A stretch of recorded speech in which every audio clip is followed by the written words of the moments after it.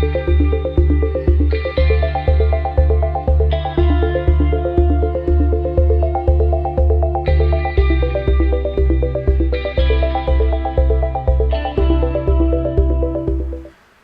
my name is Jiayuan and you can call me Janice.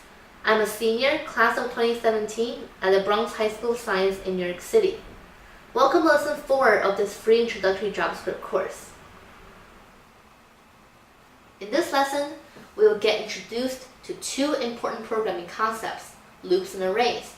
Loops are used to run the same piece of code over and over again as long as a condition remains true. Arrays are variables that can hold more than one value at a time. We learn about loops and arrays in the same lesson because loops are commonly used to go through the items of an array. So let's get started. For this lesson 4, we need our lesson 3 if-else logic file open. If you don't already have this file, you can go back to video 3 and do the lesson yourself. Or you can just go down to the description box and download the solution file there. After you have lesson 3 file open, do a file, save as, and rename the file lesson 04 loops and arrays. Loop arrays.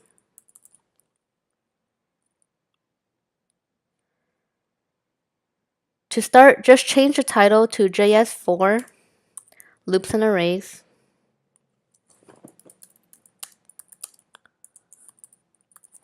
And the same thing for H1.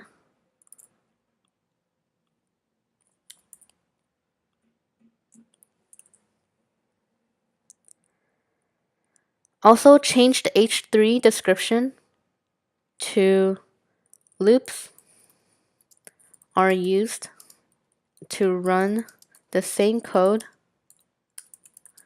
over and over again. Arrays are variables that can have more than one value.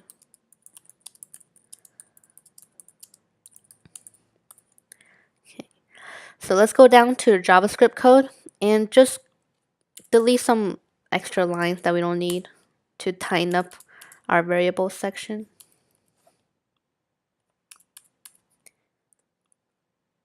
Take out the alerts as well.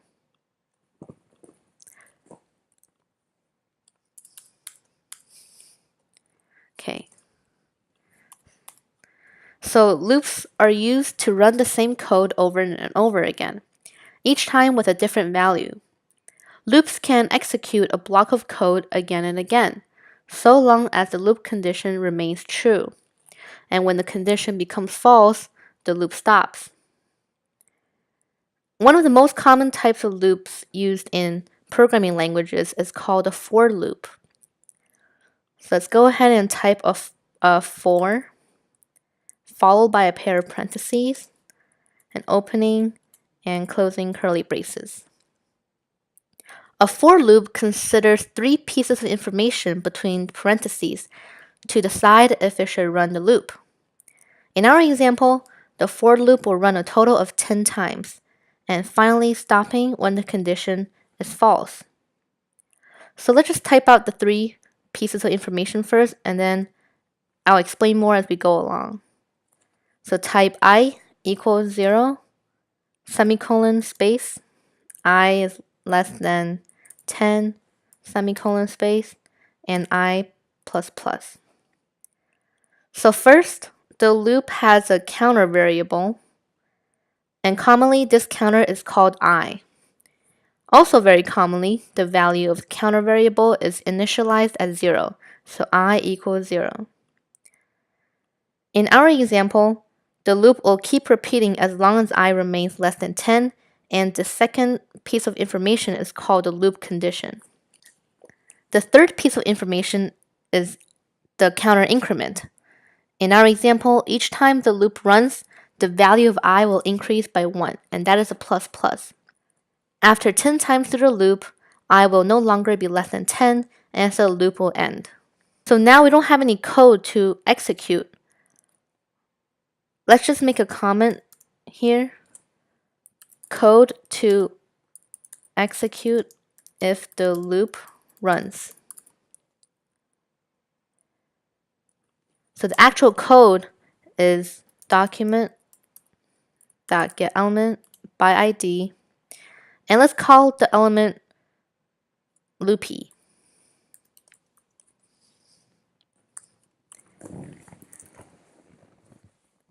Enter HTML and set that equal to I, semicolon. Now let's make the element to output the value of I in the for loop. So type in h3 and set the ID equal to loopy. Close it and just leave the element blank, and that JavaScript will replace the element with the value of I. So let's do a save and preview in the browser. So we get the result of 9. But as you can see, we only get one value instead of 0, 1, 2, 3 until 9. If you add a plus in front of the equal sign, you'll get all the values from 0 to 9. So let's try that. Do a save and refresh your browser, and you can see we got all the values. Let's just concatenate a space after each I. Save and refresh. So now we have a space between all the values. What if we also want the value of 10 to appear? We can just set the condition equal to I less than or equal to 10. And now when you refresh your browser, you will see a 10 as well. We don't have to always increment the value of I by 1. We could increment it by 2 or 3 or any other value. To do that, set the counter increment equal to I plus equal to 2. Save and refresh your browser, and now you only see the even numbers. The loop condition doesn't always have to be at 10. We could set it to 200. Save and refresh your browser, and now you see all the even numbers that go from 0 to 200. When you make a for loop, be very careful not to make what is called an infinite loop, and that means your condition is always satisfied and your loop will not stop. And that can be done with I minus minus, for example, and that means your I will be -1, -2, and so on, which will always be less than 200, and so the loop will just keep running on and on. And sometimes it will even freeze your browser. So let's try that. As you can see, I have this loading sign on my browser, and we have to close the tab. Let's just change it back to ++. And now let's move on to arrays, variables that store multiple values. Let's say you had a bunch of fruits. You can make individual vars for each one. So for example, var fruit1 equals apple,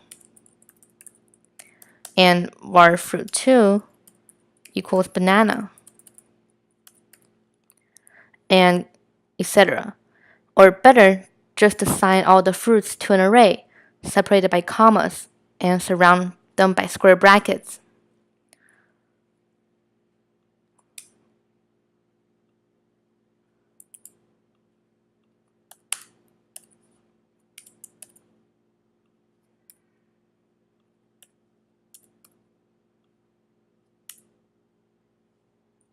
Often, the array variable will have some suffix, so we know it is an array. So let's just add ARR at the end of fruit. Let's alert the whole array. So go after the variable and do alert fruitR. Save and refresh your browser. And we see the alert outputs apple and banana. And let's just turn off the alert. Add a few more items to the array. I will be alphabetical just for fun. So cherry for C, and dragon fruit, elderberry,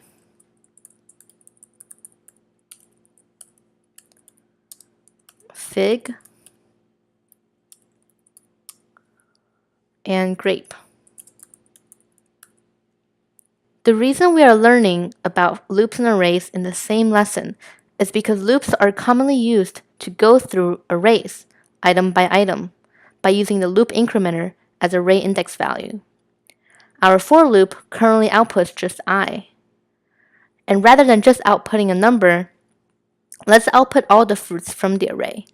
So go into the document.getElementById command and replace I with fruit RI. Remember, each item in the array is referenced by a number. So fruit R2, for example, is the third item in the array, which is cherry. So let's try that. Do a save and refresh your browser. Great, so everything works. But notice all these undefineds at the end. That is because the loop is running 200 times, but there are only 7 items in fruit R. So fruit R7 through 200 don't exist. We can change the loop condition to be 7, but usually we can't just hard-code a number, because the array length may change. To always run the loop the correct number of times, take out the hard-coded number and replace it with fruitR.length, which is 7 in our case. So go to the second condition and change it to I is less than fruitR.length. The length property returns the number of items in the array, so the loop will always stop when we get to the end of the array.